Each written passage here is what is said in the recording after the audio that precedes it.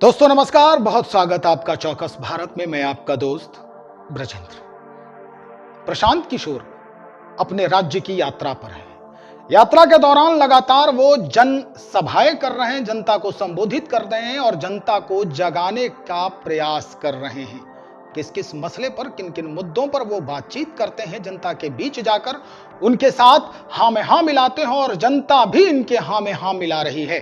हम एक विजुअल आपको दिखाते हैं कि प्रशांत किशोर अब क्या कह रहे हैं जनता के बीच जाकर। तो जब तक आप समाज में ये सुधार नहीं लाएंगे कि मेरे भाई तुम पाकिस्तान और पुलवामा के लिए वोट दे रहे हो, जबकि तुम्हारे बच्चे जाकर गुजरात में, तमिलनाडु में मजदूरी कर रहे हैं, तो तुम्हारा भला कैसे होगा। जितने मुसलमान समाज के लोग हैं, मैं 18 महीना से पैदल चल रहा हूँ।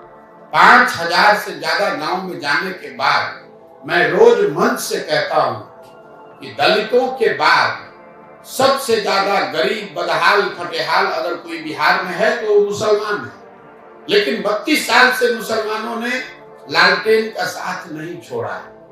इस 32 साल में मुसलमानों ने कभी ये नहीं पूछा लालटेन से कि आप सड़क मंत्री हैं तेजस्वी जी, हमारे गांव में सड़क क्यों नहीं बनी। आप ग्रामीण कार्य मंत्री हैं, लेकिन हमारे गांव की नालियों गलियों की दुर्दशा क्यों है।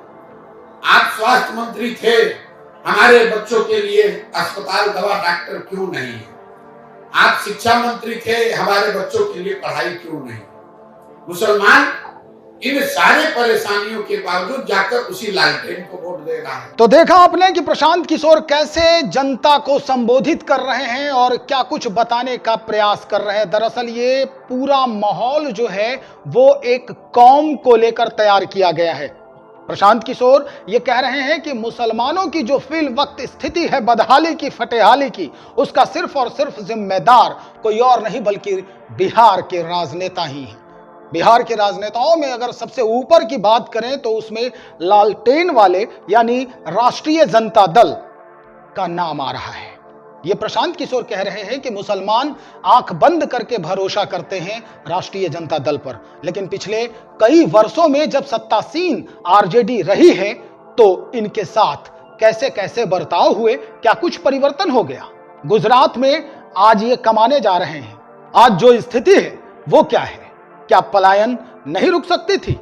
कई सवाल जो है वो प्रशांत किशोर अब छोड़ रहे हैं।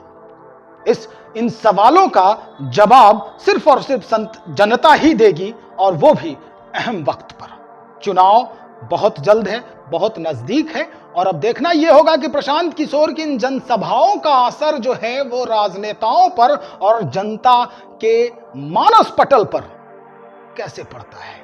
क्या कोई बात सकारात्मक होती है, क्या कोई परिणाम इसके सकारात्मक आते हैं। क्या जनता जिस बात को लेकर प्रशांत किशोर लगातार ये बताने का प्रयास कर रहे हैं कि आपके साथ छल हुआ है, जनता इसे आत्मसात करती है, या फिर वही ढाक के तीन पात यानी जात और जमीन और धन के ऊपर ही जनता फिर लुभेगी, रिझेगी।